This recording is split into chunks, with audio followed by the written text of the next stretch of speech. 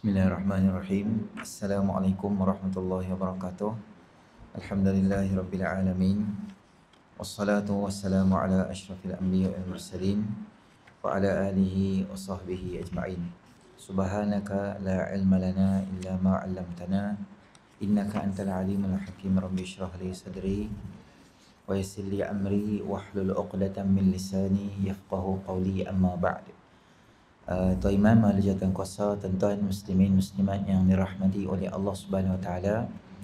Pertamanya kita panjatkan kesyukuran kita kepada Allah Subhanahu Wa Taala kerana dengan limpah rahmatnya Allah Subhanahu Wa Taala beri kita sama-sama peluang berada dalam majlis ilmu kita pada malam ni. Moga-moga kehadiran kita ini termasuk dalam mizan hasanatina, di dalam timbangan amal soleh kita. Dan kita juga doa pada Allah Subhanahu Wa Taala supaya negara kita dan negeri kita ni bebas daripada virus, penyakit, dan kita dapat kembali macam biasa nantilah, insya-Allah. Baik, pada malam ni tuan-tuan ada kita boleh tengok muka surat 141. Kita kesuntukan masa sedikit, jadi kita akan skip muqaddimah kita, terus kita akan masuk ke kitab kita, insya-Allah. Baik, perkataan yang baik menjaga hak tetamu dan tetangga. An Abi Hurairah radhiyallahu anhu anna Rasulullah sallallahu alaihi wasallam qala: "Man kana yu'minu billahi wal yawmil akhir falyaqul khairan aw liyasmut. Wa man kana yu'minu billahi wal yawmil akhir falyukrim jarahu. Wa man kana yu'minu billahi wal yawmil akhir falyukrim dhaifahu." Daripada Sayyidina Abu Hurairah radhiyallahu anhu katanya, sabda Rasul sallallahu alaihi wasallam, sesiapa yang beriman kepada Allah dan pada hari akhirat, maka dia hendaklah berkata yang baik ataupun diam. Dan sesiapa yang beriman kepada Allah dan pada hari kiamat akhirat, maka dia hendaklah memuliakan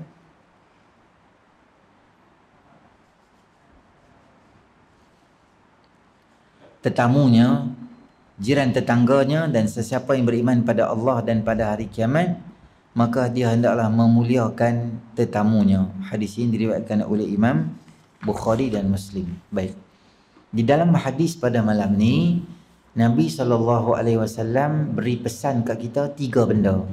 Satu, tentang penjagaan lidah kita. Yang kedua, berbuat baik kepada jiran kita. Yang ketiga adalah buat baik kepada tetamu kita. Dan ketiga-tiga ini adalah melibatkan kita dengan masyarakat. Kerana Islam ni tuan-tuan, dia bukan satu agama yang hubungan kita dengan Allah saja dak. Kita sebut dia ada 2 bahagian. Satu, hablum minallah. Satu lagi, hablum minan nas. Satu, hubungan kita dengan Allah, dengan ibadatnya, dengan kita buat baik dengan Allah, macam tu. Yang nombor 2, kita ada bahagian yang kita sebut sebagai hablum minan nas. Hubungan kita sesama manusia. Dan hubungan sesama manusia ni juga boleh kita dalam kurungan kita letakkan dia sebagai akhlak yang mulia. Dan Nabi SAW menjadi medan untuk contoh pada kita dalam 2 bahagian. Sama ada hubungan dengan Allah ataupun hubungan sesama manusia. Kedua-dua itu merujuk kepada akhlak yang sangat luar biasa. Kerana Allah Ta'ala menyebut dalam Quran, wa innaka la'ala khuluqin azim. Kamu ini wahai Muhammad SAW berada di lapangan akhlak yang sangat azim, sangat besar dan sangat hebat. Maknanya ala, penggunaan perkataan ala untuk akhlak ni menunjukkan bahawa semua, maknanya bukan satu bidang je akhlak Nabi baik. Semua bidang Nabi SAW boleh kita jadikan contoh. Termasuk juga contoh yang kita sebut sebagai apa? Yang kita sebut sebagai 3 bahagian tadi itu. Baik, ada beberapa benda lah. Kata Nabi SAW dalam hadis yang lain, la yastaqimu imanu abdin hatta yastaqima qalbuhu, wa la yastaqimu qalbuhu hatta yastaqima lisanuhu. Seseorang tu takkan boleh lurus atau istiqamah iman seseorang tu selagi hati dia tak lurus. Dan hati dia mustahil boleh lurus kalau lidah dia tak lurus. Maknanya, apa yang kita cakap, benda tu akan beri kesan pada hati kita. Dan apa yang kita kesan pada hati, maka dia boleh beri kesan pada iman kita. Maka dalam Islam, kita tak boleh kira luaran dan dalaman. Ada orang kata, saya nampak je macam tak pakai tudung, tapi hati saya baik. Itu hubungan saya dengan Allah. Tak boleh cakap macam tu. Cakap macam tu maksud dia otak dia macam tak apa center sikit. Orang Pulau Pinang kata sir. Kerana Nabi SAW sebut, apa yang hang cakap daripada mulut hang adalah apa yang keluar daripada hati kita. Dan hati kita itulah merujuk pada iman kita.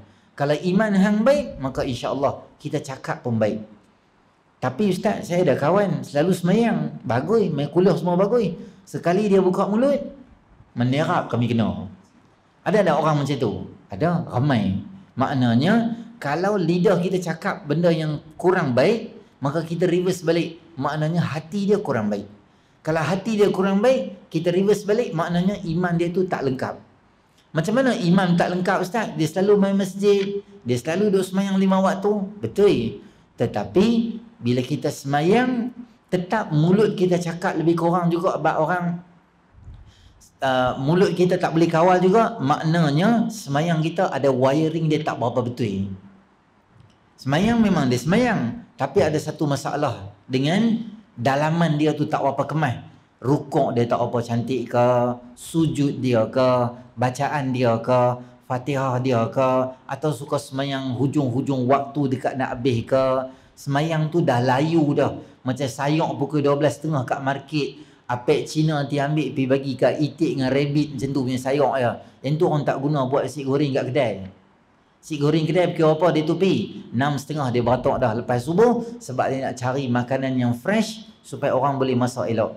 Kalau semayang kita hak level macam tu, memang dia sedikit sebanyak memberi kesan pada kualiti semayang kita.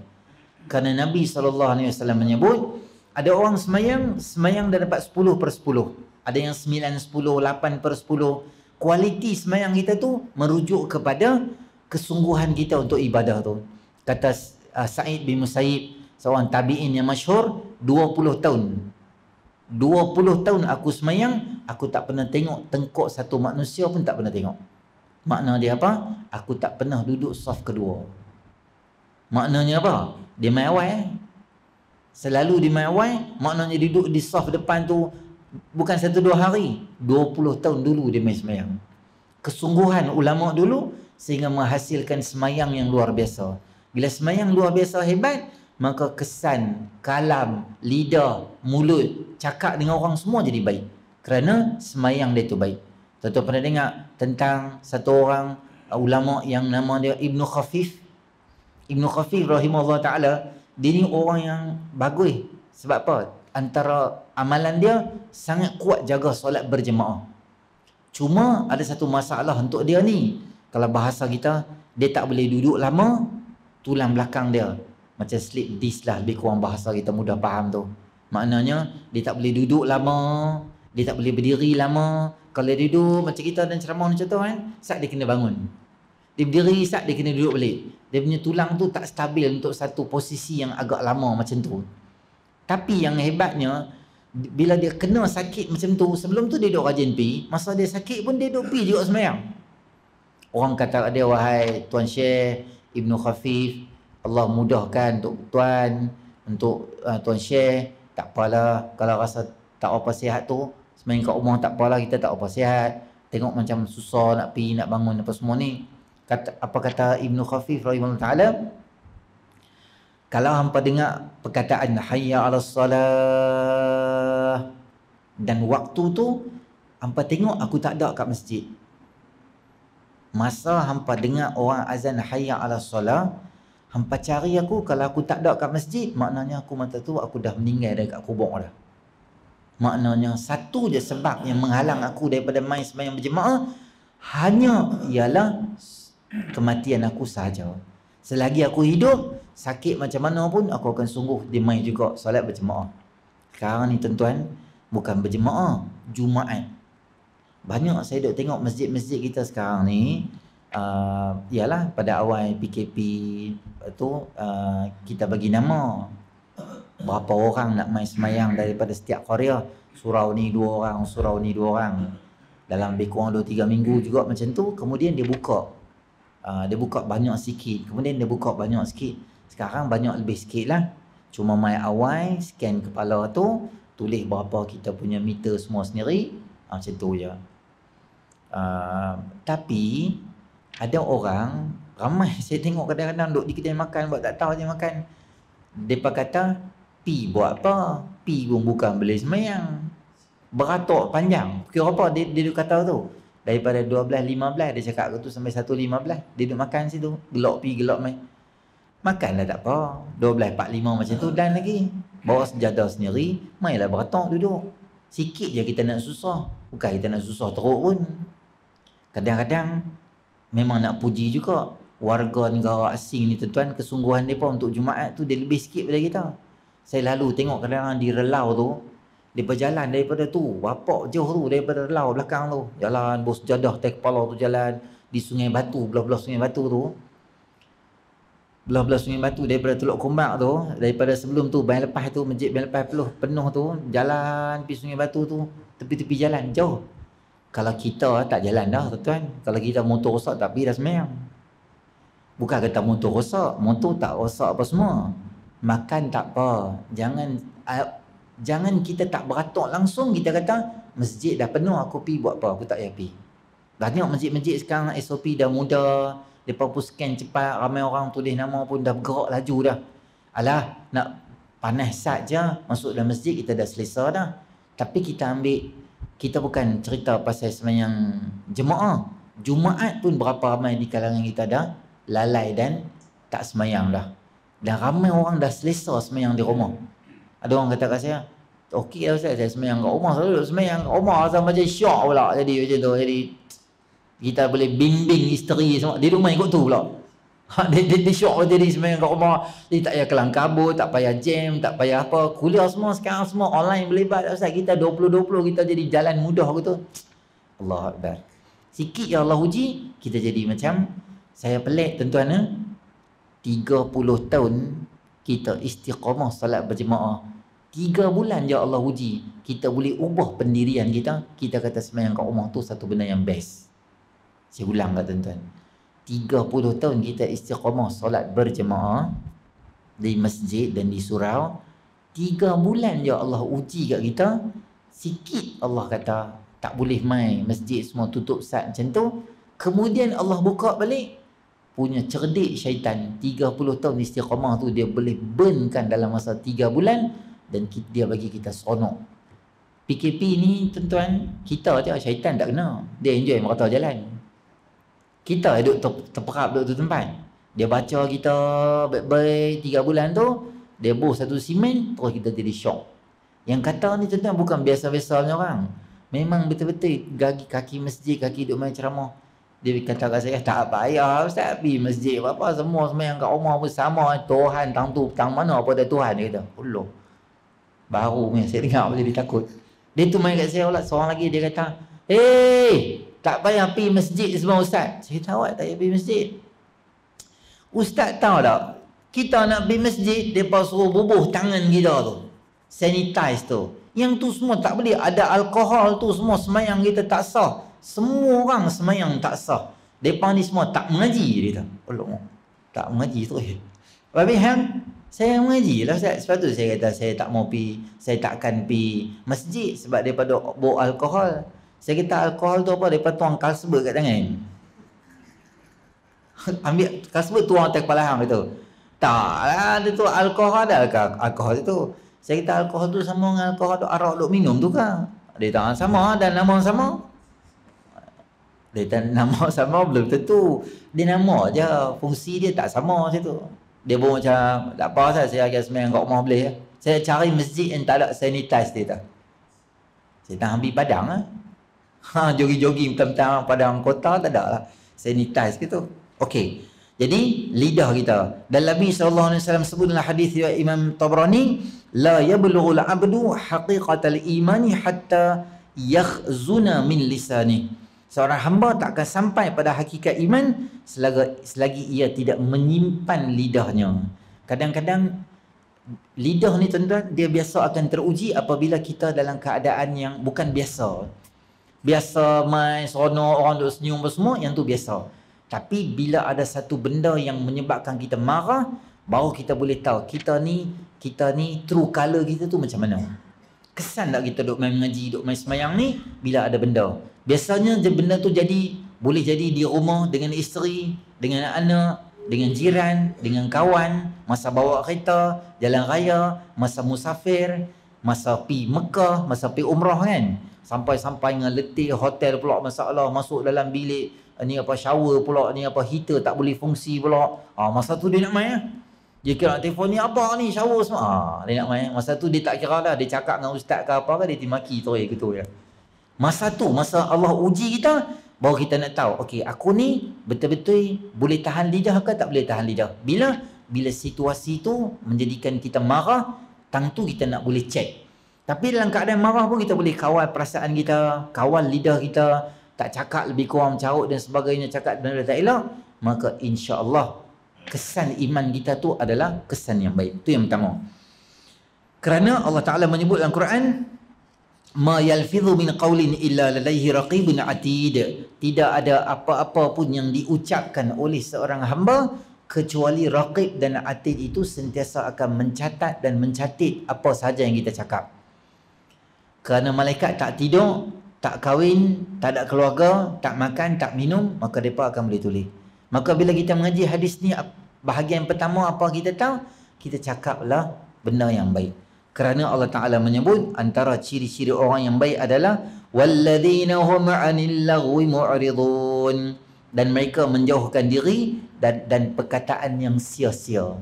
Perkataan sia-sia ni cakap merepek, cakap benda-benda tak elok, marah orang, maki orang, mengumpat orang, semua tu termasuk dalam golongan-golongan orang yang tergelincir lidah dia yang tak baik dalam perasaan sesama manusia lah.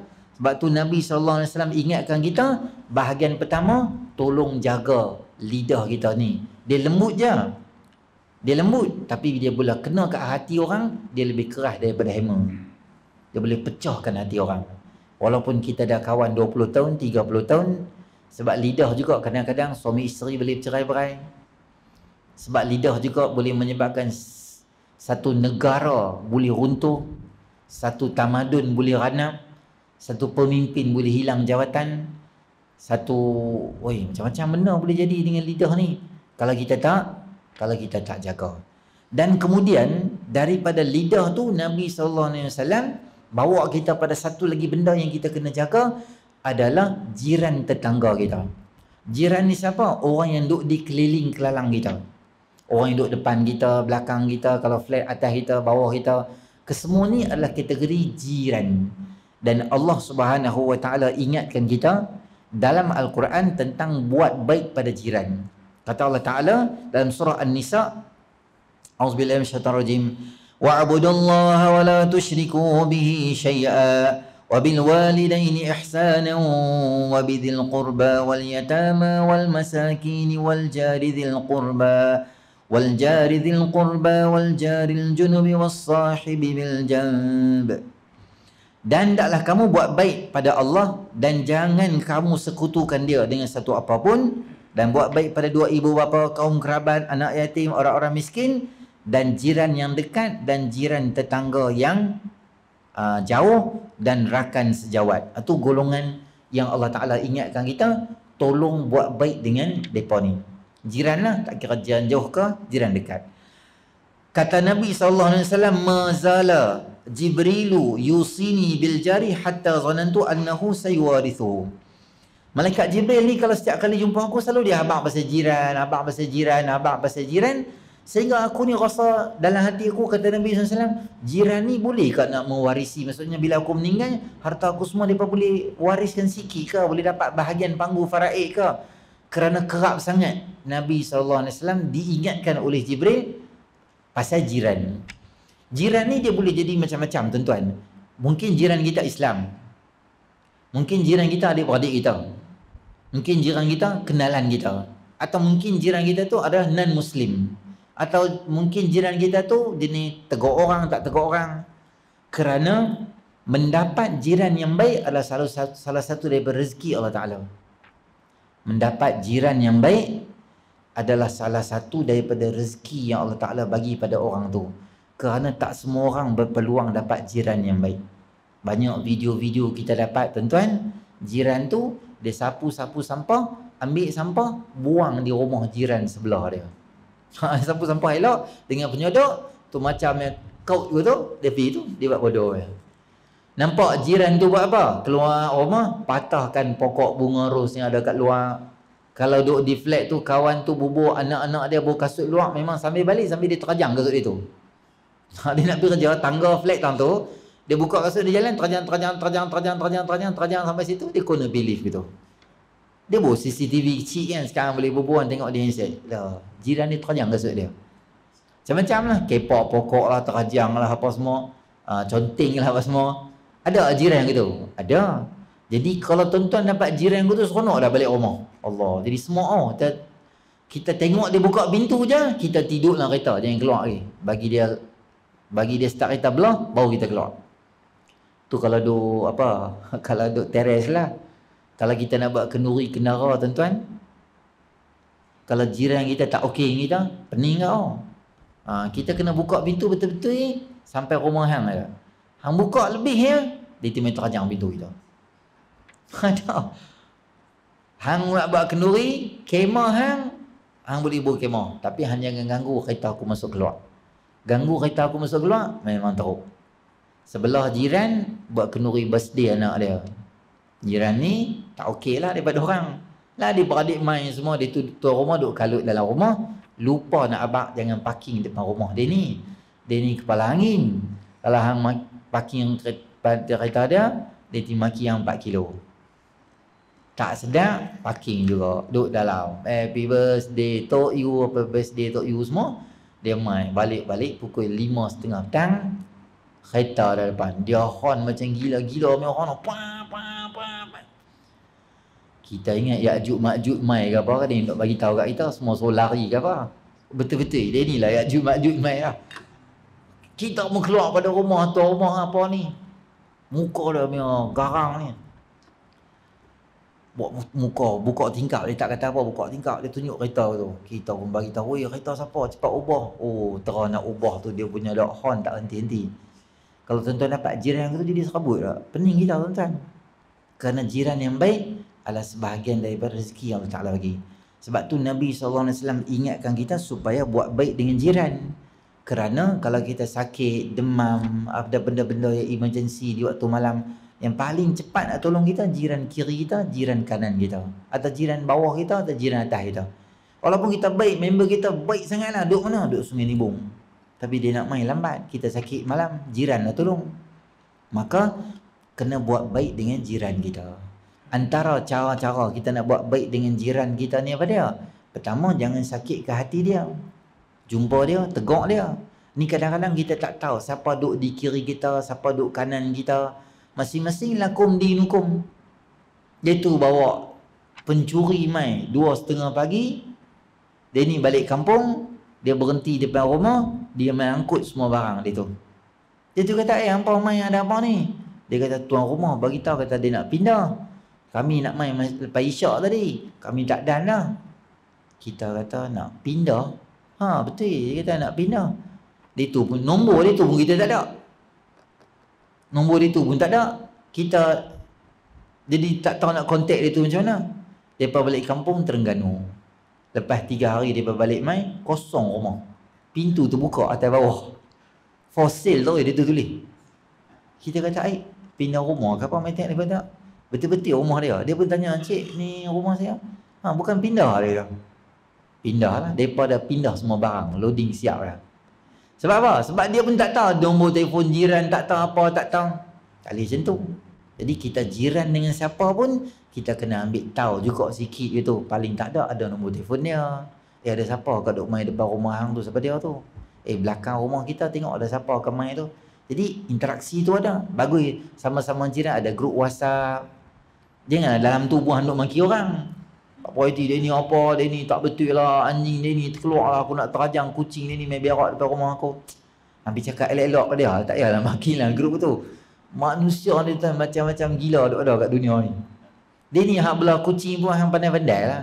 Hantar kucing hang satu macam masalah. Pi berak depan rumah orang semua. Kuranglah kucing hang. Kucing semua lempak pi dia tu masuklah kereta.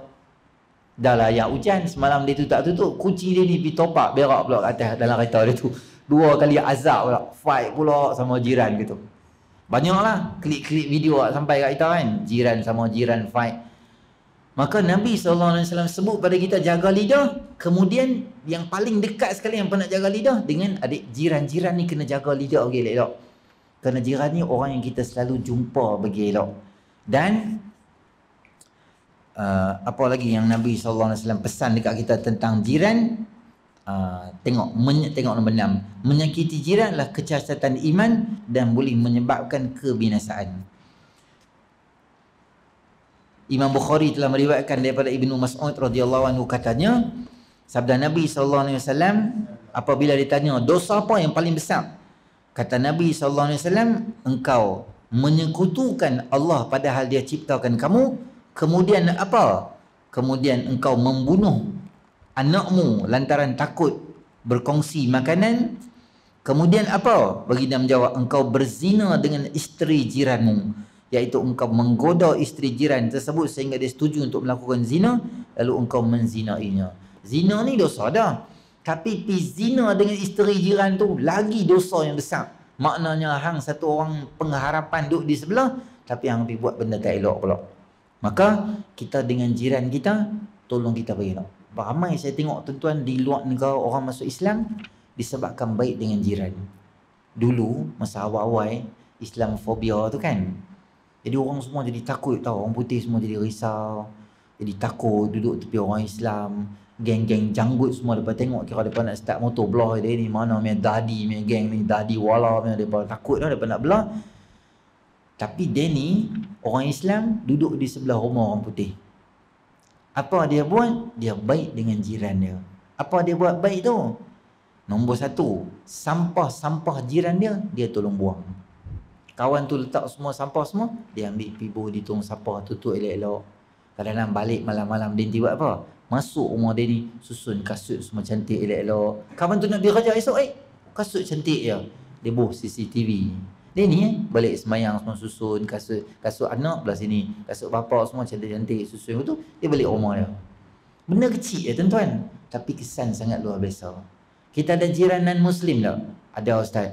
Boleh tak saya cadang masa maulid nak main nanti kan, ataupun Ma'al Hijrah ke, kita beli kat dia macam hamper satu, ada biskut, ada ayak, ada sangkuih, boh tu dalam RM15, RM20 punya barang, pergi bagi kat dia.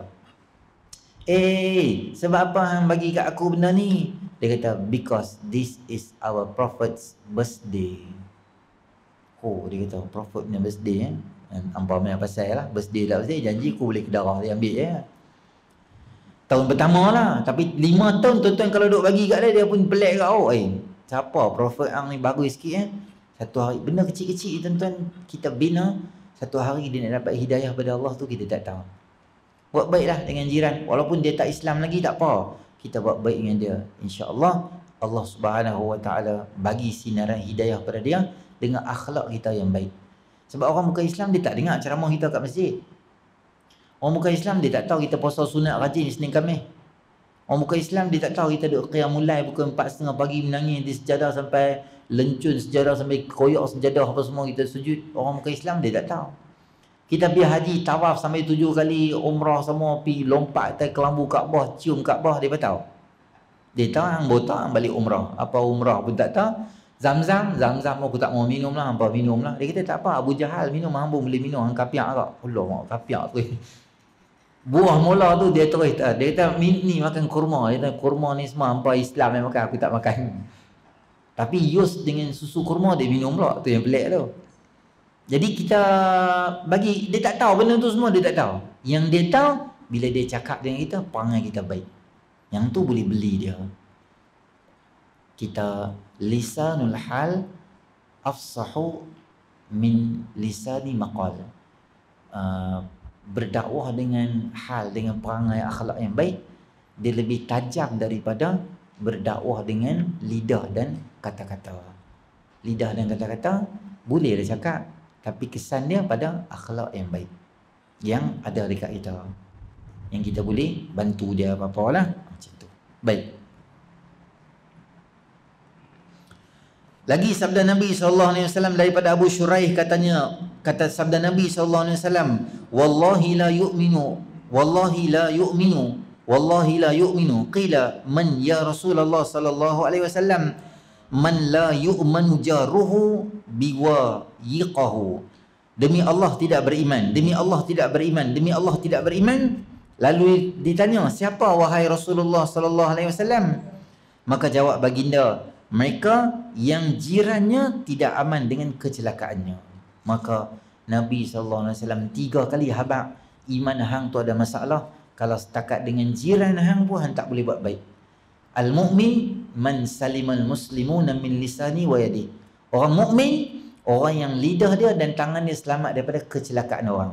Selagi mana kita boleh buat baik dengan jiran kita, maka alhamdulillah, itu benda yang baik. Dan banyak benda cara kita boleh buat baik. Tuan-tuan masak lebih, boleh hantar kat dia. Kalau Islam lah, tak Islam pun boleh hantar makanan. Kita beli apa buah-buah yang bau rancak sikit, duri hitam, musang king kong ke apa, lepaslah sikit 2-3 biji pun hantar apa yang baik kat dia. Hanya yang kedara seorang-seorang, oh sempoi dari yang aku beli balik pula, timbang saja. Dah buang kulit di rumah dia. Bagilah 2 biji bagi dia try. Nak bagi banyak pun tak boleh kat lah ustaz, kilo RM80. Tak apa, bagi 2 biji sudah. Tapi jangan cerita, sambil dia cerita geram tu belahak pula, Allah angin gas dia punya banyak. Jadi ni mau jet kali jiran. Apabila masak daging, kata Nabi SAW, apabila kamu masak daging atau seumpamanya yang berkuah, banyakkan kuahnya. Kemudian perhatikan keluarganya, tetanggamu, dan berikan sebahagian pada mereka dengan baik. Maknanya berikan pada mereka sebahagian daripada masak. Masak beli sikit, pergi market ke apa, bila-bila beli buah sikit bagi kat mereka. Macam itulah, buat baik sekadar kemampuan kita lah. Baik, yang ketiga adalah bahagian yang Nabi SAW sebut, buat baik kepada tetamu. Tetamu ni siapa saja yang main rumah kita dianggap sebagai tetamu. Walaupun dia selalu main rumah kita, kakak kita, jiran kita duduk sebelah, bila dia main, sebenarnya tetamu ni membawa barakah dalam kehidupan kita, dalam rumah tangga kita, dan baiklah. Kalau lama sangat orang tak main rumah, lama siapa tak main? Rumah kita dalam 3 bulan tak ada orang main. Yalah ustaz, PKP. PKP tak apalah orang tak main. Tak lepas PKP pun siapa pun tak main. Tuan-tuan buat apa? Tuan-tuan telefon jiran, dia tak main saat rumah aku petang ni, aku buat bihun sikit. Bihun biasa-biasa buat, panggil jiran sebelah main. Jangan hantar saja. Selain pada hantar pinggan, panggil dia tu main rumah. Kalau tetamu main rumah ni dia bagus. Hari ni panggil tetamu ni main rumah, main petang ni boleh? Aku goreng kari pak frozen, beli kat Tesco je. Contoh. Tak aneh abang lah kat dia frozen, beli Tesco buat bodoh sudah lah. Panggil dia main sudah. Dia makan sedap ni, beli kat mana? Beli kat sini lah, daripada buat tu. Pandai-pandai lah. Cover sikit dah. Baita dia, sopai, makan. Tetamu ni kalau lama tak main, jadi macam tak apa bagus rumah kita. Dan kalau tetamu main, kalau boleh, kita cepat-cepatlah sediakan makanan untuk mereka. Kalau kita pandai baca ayat, pandailah.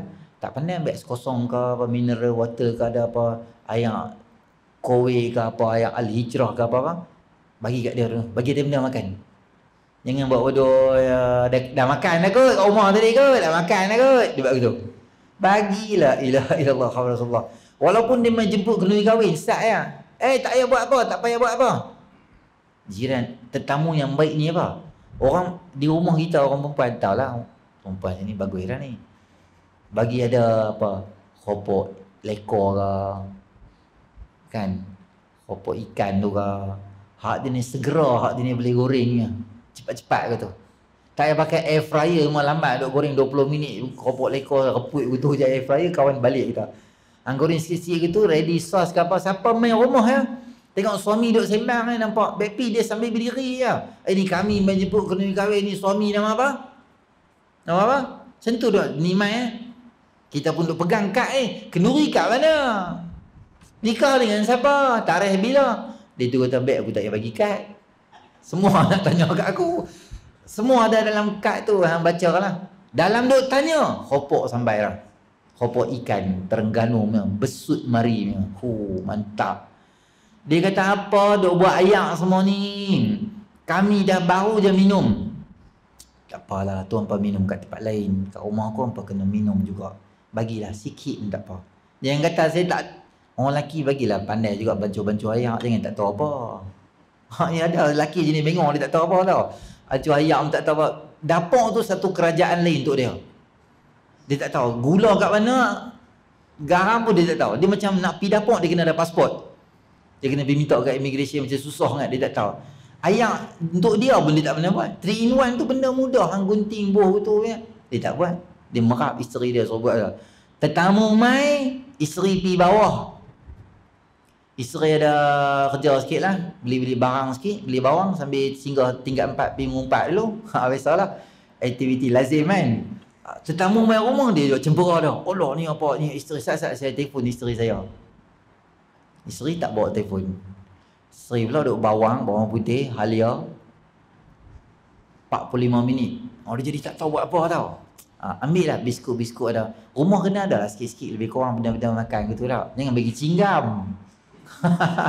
Double minggam dia tak ada benda apa kat rumah, cinggam boleh pakai. Cinggam apa, aku poliden cari mampu melekat kat gusi aku semua. Aku nak makan macam mana? Susah-susah. Bagi makanan yang sesuai lah. Biskut ke apa macam tu boleh lah. Ada beberapa benda yang kita kena cepat-cepat buat. Cepat-cepat buat.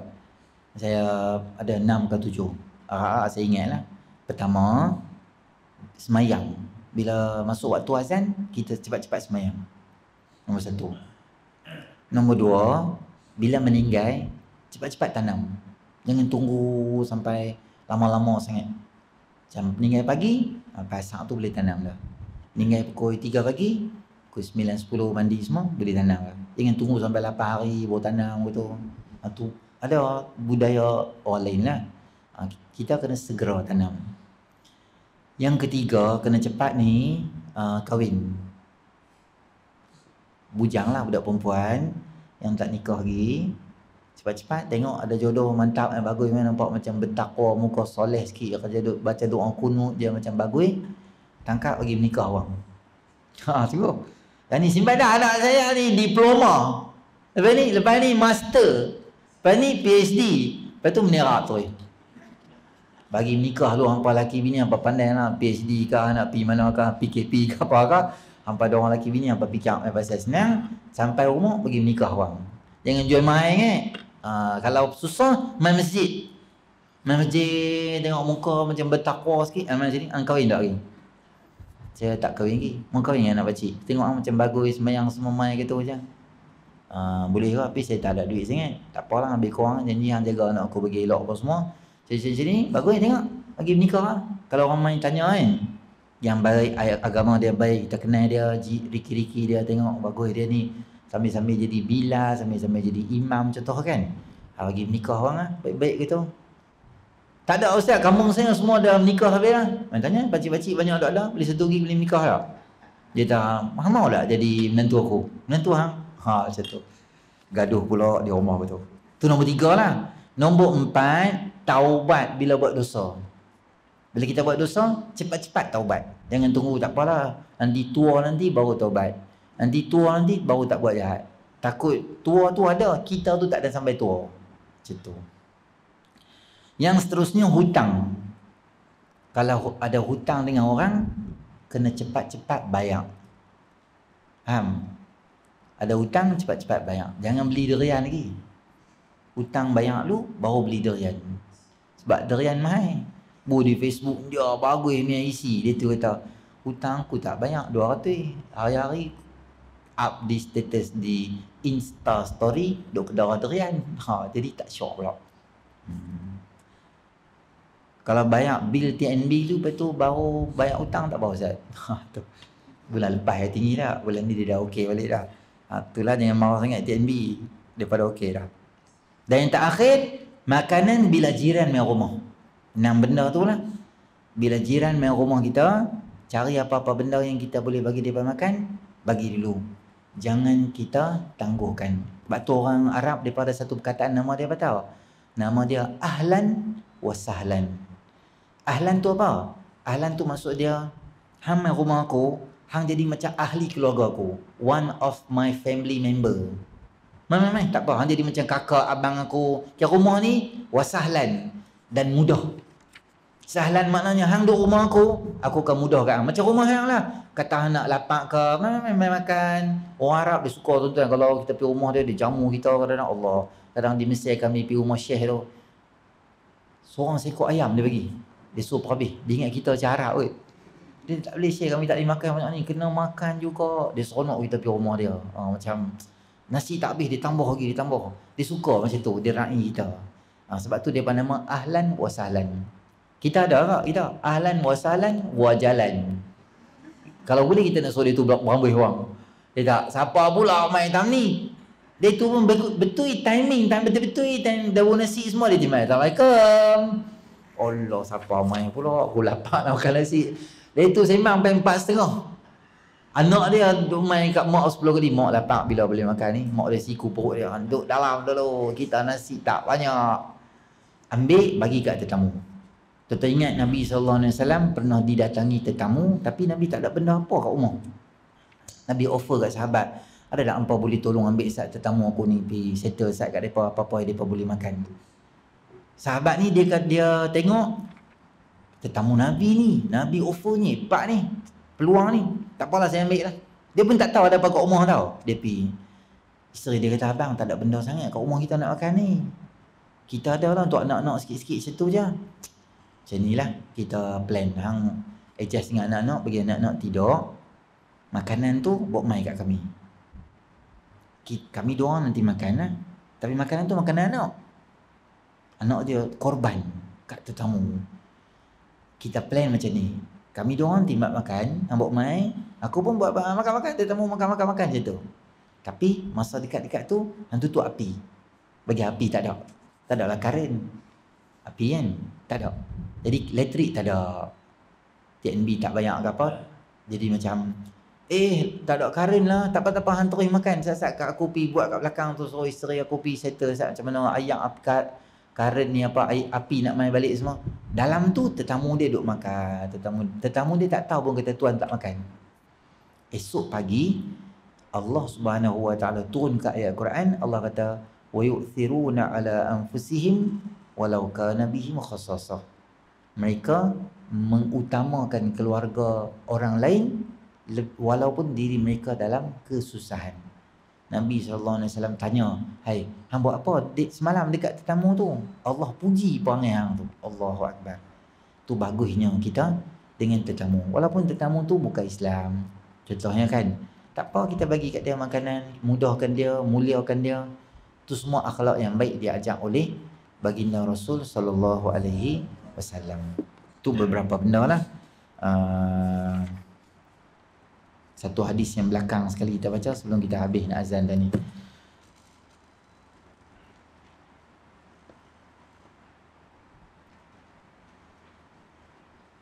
Tak halal bagi satu orang Muslim bermukim di satu tempat saudaranya, kata Nabi SAW, sehingga menjatuhkannya ke dosa. Sahabat bertanya, wahai Rasulullah SAW, bagaimana menjatuhkannya ke dalam saudara? Maka baginda menjawab, dia bermukim di sisinya sedangkan dia, saudaranya, tidak memiliki sesiapa pun untuk menghormatinya. Maknanya dia hidup satu tempat, dia pun tak tahu apa jadi dekat orang yang ada di keliling kelalang dia. Dia pun tak tahu jiran makan tak makan ke, minum tak minum ke, susah dan sebagainya. Jangan kita panggil gitu. Jadi kesimpulan yang kita boleh buat daripada hadis ni adalah, pertama, jaga lidah kita bagi elok. Jangan cakap lebih kurang dekat orang, boleh menyakitkan hati orang. Yang kedua, jaga elok-elok tetamu kita, jiran kita, kita buat khidmat pada mereka. Dan yang ketiga adalah tetamu kita. Dan cara terbaik sekali untuk kita ni sayang kat jiran kita adalah kita ajak dia dekat dengan Islam. Kalau dia rajin tak rajin main semayang, puji-pujuk dia main semayang jemaah, main kuliah, bagi dia dekat dengan agama. Tu cara paling terbaik kita sayang kepada saudara-saudara kita. La yu'minu ahadukum hatta yuhibba li akhihi ma yuhibbu li nafsihi. Tak beriman seseorang selagi dia tak sayang saudara dia macam dia sayang diri dia. Kita suka nak jadi baik, kita suka jadi orang yang main masjid surau, kita ajak ketua keluarga dia tu mai sama-sama dekat dengan Allah Subhanahu Wa Taala. Jadi insya-Allah kita akan berhenti di sini dulu. Itu azan dan cukup dah. Maksud dah. Azan. Seminit lagi yang elok lah tu. Jadi insya-Allah kita akan jumpa dalam siri akan datang pada bulan hadapan insya-Allah. Auzubillahi minasyaitonir rajim. Bismillahirrahmanirrahim. Alhamdulillahirabbil alamin. Wassalatu wassalamu ala asyrafil anbiya'i wal mursalin wa ala sahbihi ajma'in. Allahumma anfa'na bima 'allamtana wa 'allimna ma yanfa'una wa zidna 'ilma. Rabbana atina fid dunya hasanah fil akhirati hasanah wa qina adzabannar. Wa sallallahu ala sayidina Muhammadin nabiyil ummi wa ala sahbihi ajma'in. Walhamdulillahirabbil alamin. Assalamualaikum warahmatullahi wabarakatuh.